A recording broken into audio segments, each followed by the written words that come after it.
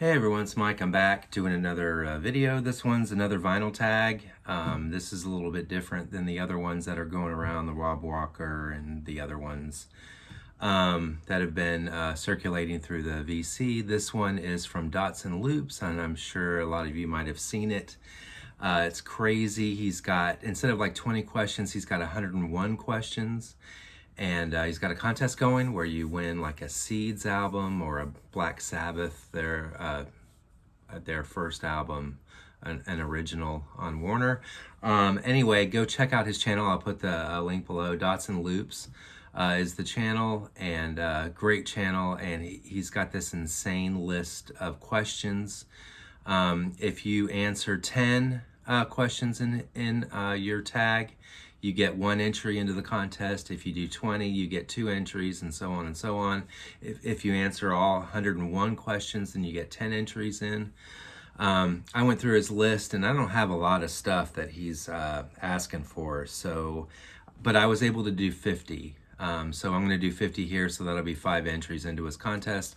The deadline is today, so I'm procrastinating. I've been sick. My voice is deeper, as you can tell, than it usually is, and it's because I'm coming out of a cold and just been real busy, and went away to the snow for the weekend, so I'm back and I'm going to crank this baby out so I can get it right in under the wire.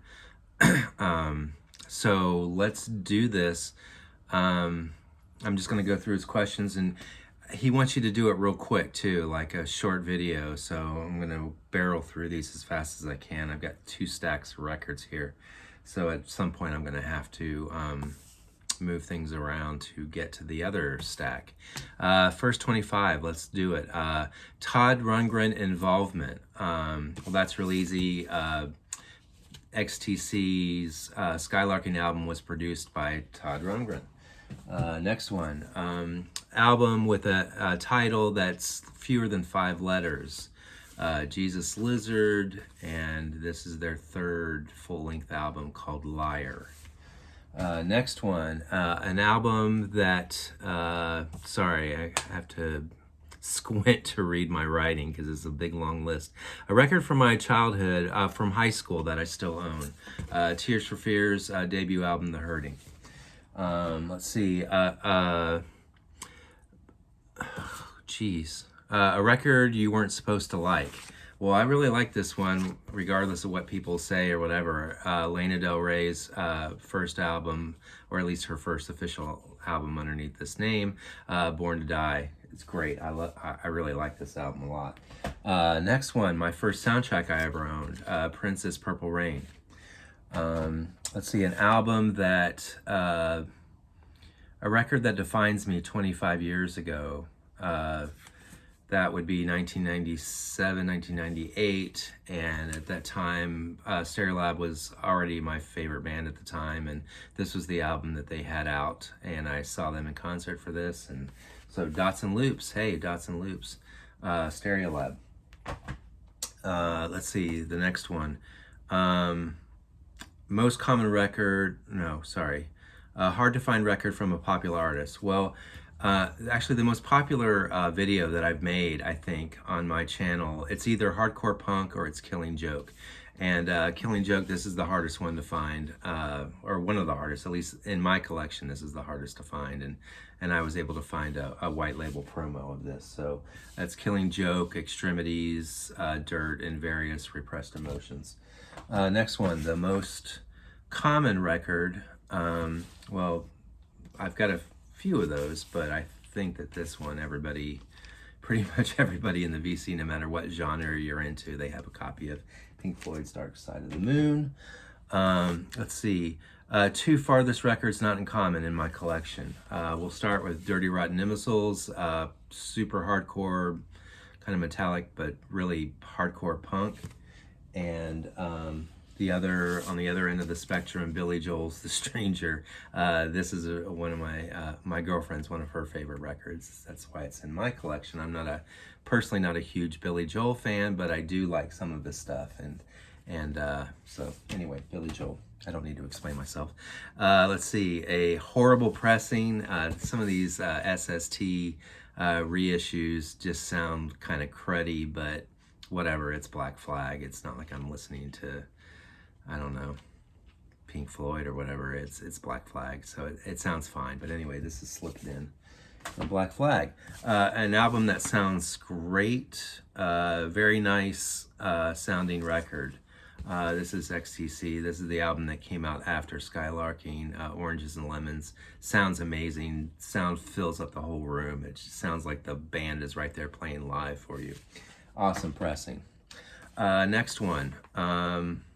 Inner sleeves. Yeah, the best inner sleeves. Well, I really love the photography used on this Massive Attack Mezzanine album. It's this kind of crazy looking Beetle, but it looks like it's a smashed up kind of vehicle, metallic in places. They kind of merged these images, and these are the inner sleeves here.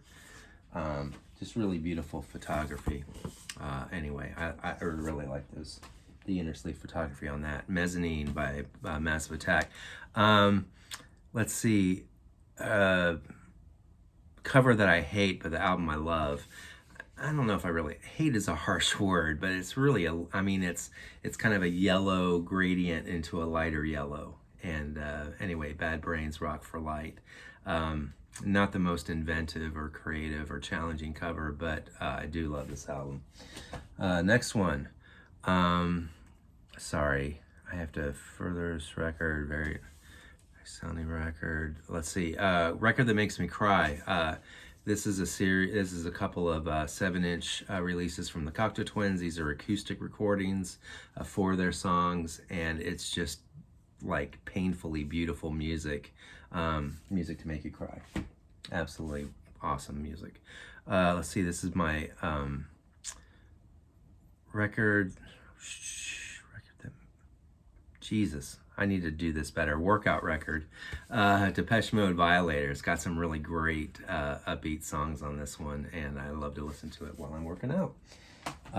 Depeche Mode's Violator. Overrated? I don't know. As far as like 80s music go, everybody talks about Oingo Boingo and Danny Elfman and all this stuff. I don't know.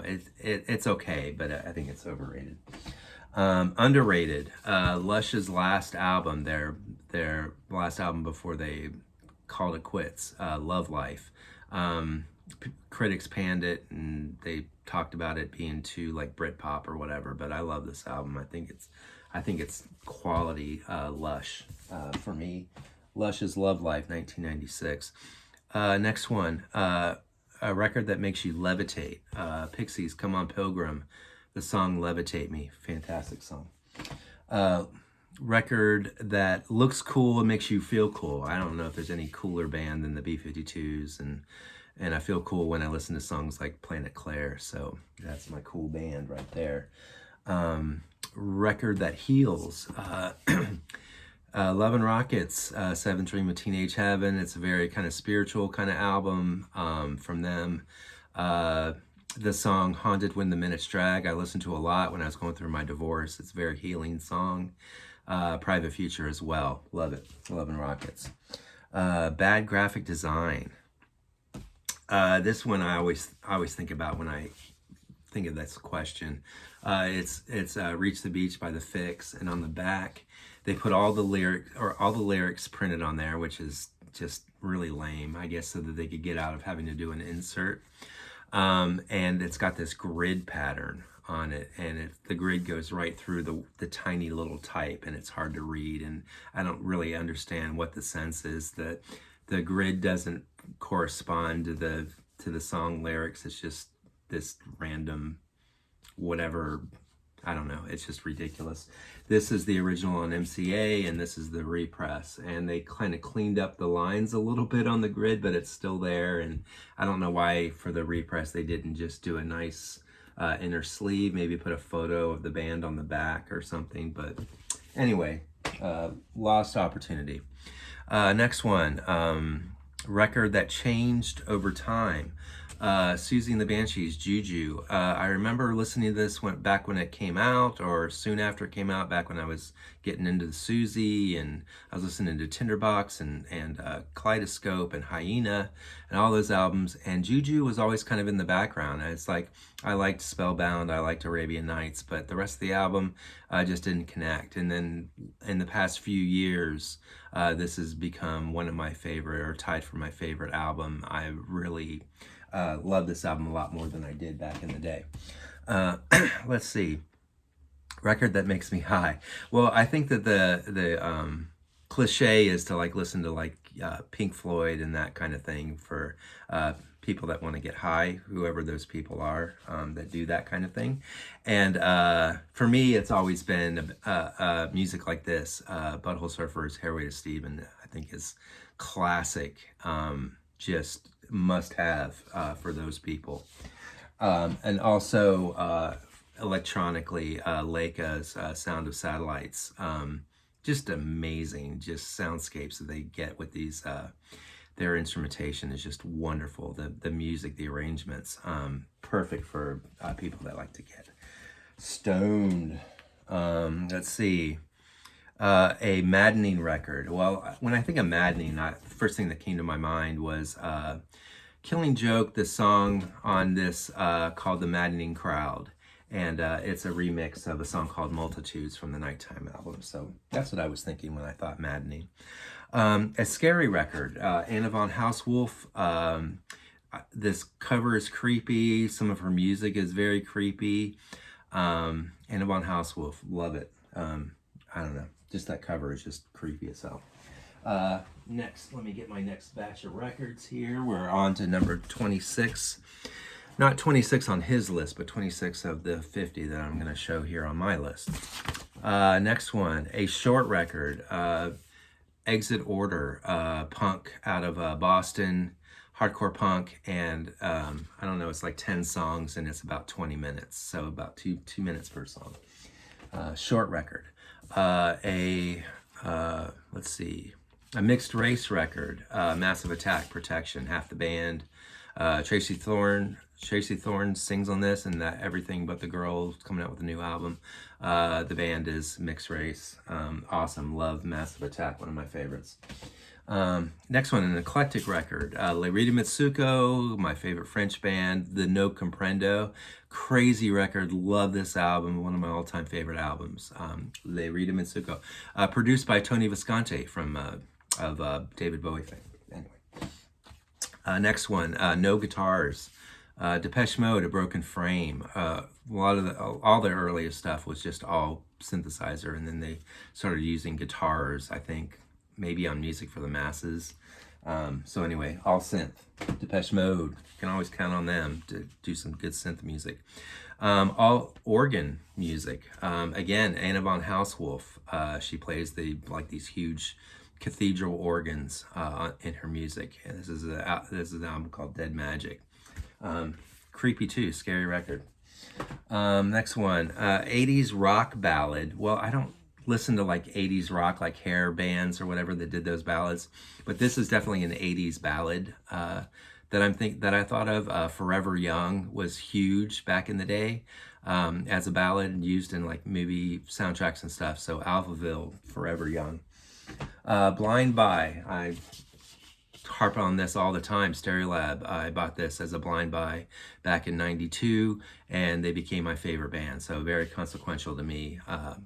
Very glad I did this blind buy. Next one, 90s album. When I think of the 90s, one of the bands I think of is Radiohead.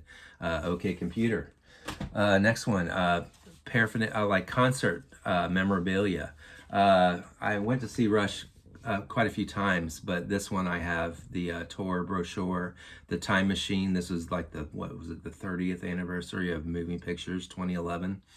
Got the ticket stub still. This is the tour program, and I got t-shirts from the tour. So that was my main t-shirt that I got, and I don't remember how I got this. I know I didn't pay for it, but there's this kind of parody band that they do. It's kind of a Scottish rock band called Rash instead of Rush. And I got that t-shirt too at that concert. So anyway, memorabilia. Next one, Lady Rockers, Death Valley Girls, love them. Fantastic, and they really kick ass. Love that album. Next one, band that took risks, I think. Let's see. Bear with me. Change Direction. That's what I got. Band that changed direction. This band did it twice in like 3 releases in a row. They switched. So Ministry started out as kind of this goth synth band with this first album, With Sympathy. Then their next album, Twitch, still electronic, but more industrial. And it's still kind of a goth kind of overtone, but very much more industrial. And they took out kind of the smooth synth from the first album, and this was a lot harsher and more industrial. And then after this, they went to in another direction and added like just thrashing guitars and became more of like this metal industrial kind of band. So anyway, Ministry did that. Electronic Dreams. When I think of Electronic Dreams, I think of Goldfrapp, especially the song on this album called Utopia. It's just a blissful, awesome electronic song. Next one, best, I guess, splatter vinyl. Greatest splatter vinyl. Well, I choose this one. This is Bad Brains, their first album. This is the re-release that just came out. I got the Zia Records exclusive, and it came in this kind of green and black splatter, and I haven't seen anybody else show this, but it's really nice and kind of exclusive, so I'm showing that one. Next one, how do they do that? Amazing Plane. Well, this reissue of Moving Pictures that I got came with a live album recording, and it's them in Toronto, playing a couple nights in Toronto. And especially on the song Free Will, like Alex Lifeson does this guitar solo, and really it's not just Alex. The whole band is doing a solo. Geddy's doing a bass solo, Neil's doing a drum solo, all at the same time. It's just all happening at once, and it's the most amazing thing. If you get a chance, check it out. Free Will live. Really any one of their live recordings of Free Will, you're gonna hear the part where Alex does his guitar solo, and the whole band is basically doing a solo, and it's just insane. I love it. Let's see. Classic album doesn't get enough airplay. Damaged by Black Flag. I don't listen to this as much as I should be. Love this album, but I don't know. Whenever I play Black Flag, sometimes I'm in the mood for some of their other albums, and I don't play this one enough. Let's see. Band that with one good album. Well, it's kind of harsh, but I really think that this is by far their best album. But their other albums just maybe have like 1 or 2 songs that I like, but this one was really their one great album. The Cars. My go-to album. Whenever I want to just put on a record and just let it play and just listen to it, and just puts me in a great mood, it's Bow Wow Wow's I Want Candy. It's a compilation of a lot of their songs, like a US release, and it's just got most of their classic songs are on this, and I love listening to it.